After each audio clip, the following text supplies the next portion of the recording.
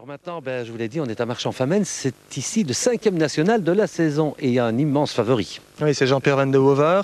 Il a déjà gagné 2 fois. Ça fait 2 ans qu'il se fait taxer par des WRC. Alors cette fois-ci, avec Guy Hérion, ils ont loué une Subaru WRC. Ils veulent absolument gagner, mais on va voir si ça a marché. Et pour gagner, Jean-Pierre et son copilote de Marlois, Guy Hérion, ont loué un modèle 98 chez First à Andenne. De quoi contrer sans trop de problèmes la Porsche de Jean-Marc Gabin.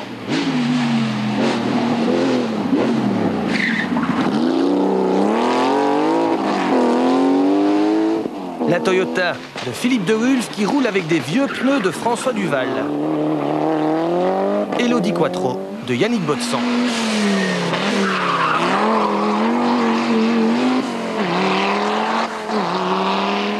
Première boucle, 5 spéciales et 5 meilleurs temps pour Jean-Pierre Van de Hover et Guy Hérion, plutôt excité. Droite 4, long, ferme, radar, pour gauche, 3 fois et frein, sans d'assaut, carrefour tout droit, chicane, droite, gauche, droite. Et je dois dire que maintenant j'ai envie les pilotes qui roulent souvent avec des WRC. Quand on m'a dit Van de, tu es fou de rouler avec une CI Cento ou Bianchi, je ne trouvais pas tellement, mais après avoir participé avec une voiture comme ça, je peux dire que attaquer comme on a attaqué au Bianchi pour faire des 18-19e temps, en attaquant comme ça ici, on est en tête, quoi. Donc c'est un peu frustrant, mais j'ai rarement eu autant de plaisir dans une voiture qu'avec cette voiture de chez First. Derrière, c'est chaud pour la 2e place entre Jean-Marc Gabin et Yannick Botson, séparés de 14 secondes seulement.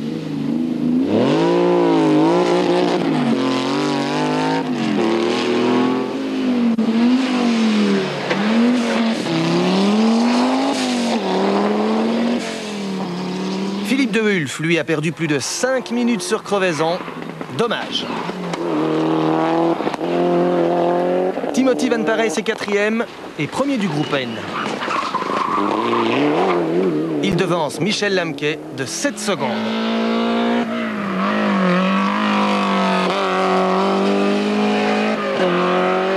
Et derrière, Dominique Julien en groupe N est 6e. À égalité avec Éric Cunin en groupe A. Entre ces deux-là, c'est la grosse bagarre.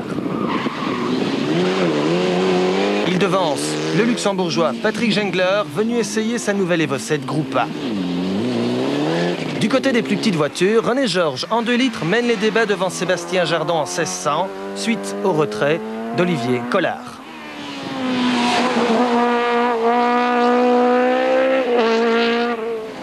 Le rallye de la Famenne, c'est l'été. Le temps des moissons et toujours une liste d'engagés plutôt copieuse. Écoutez plutôt, 56 nationaux et 138 provinciaux. Le rallye se porte bien et parmi les provinciaux, 2 bêtes curieuses.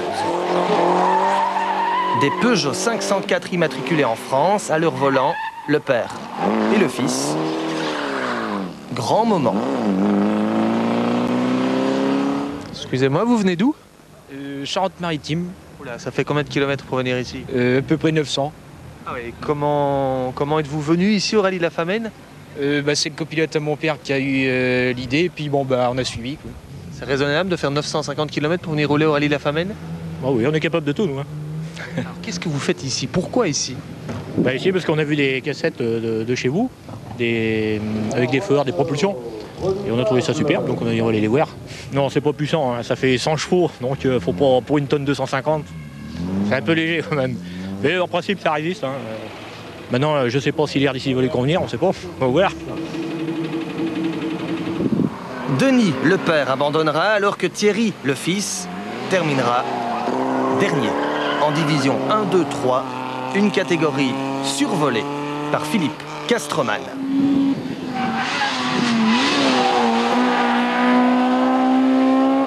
Castroman impose sa petite Swift survitaminée à 12 349 €, devant Eddie Smith, Victor Dowalef, Josué Damsin et la surprenante BMW de Christophe Jacob.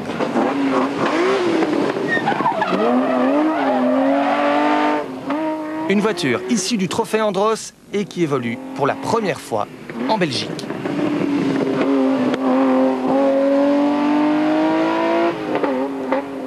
Un monstre. Combien de chevaux? 283. Quel poids? Un peu plus de 900 kilos.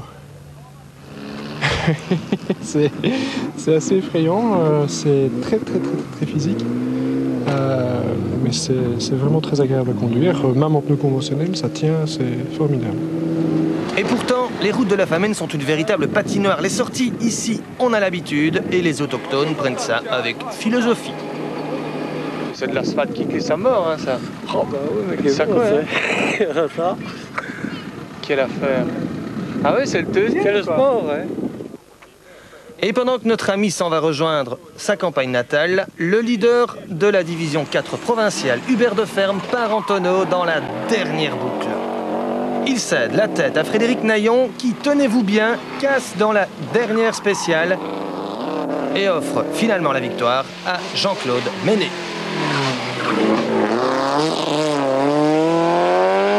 Côté spectacle, saluons et savourons les régionaux Serge Antoine et Georges Houillou.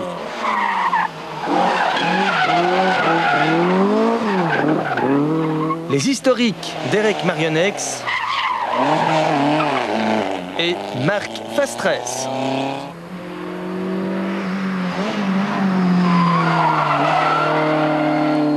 Côté marchois, après les abandons de Bouche, Rose et Collard, il reste Francis Lemaire, le Jodassin du Gerny, qui, malgré ceci,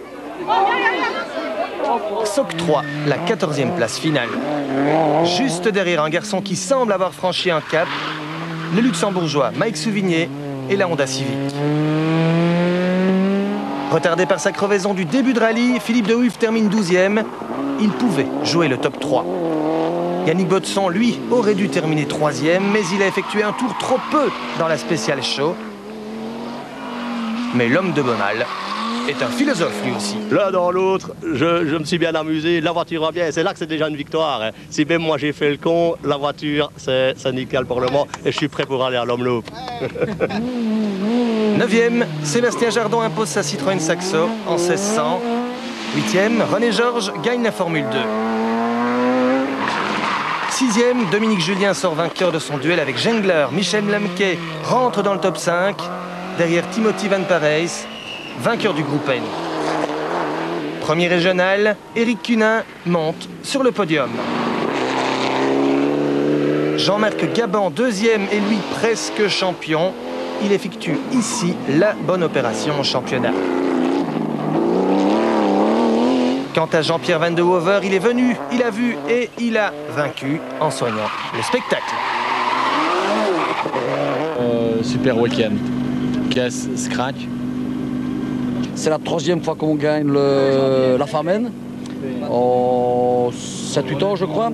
Et j'espère que l'année prochaine, on mettra encore sur les couverts. Hein. Jean-Pierre Egui s'impose avec 2 minutes 17 d'avance sur Jean-Marc Gabon et 2,37 sur Éric Cunin. Suivent Van Parijs, Lamke et Julien.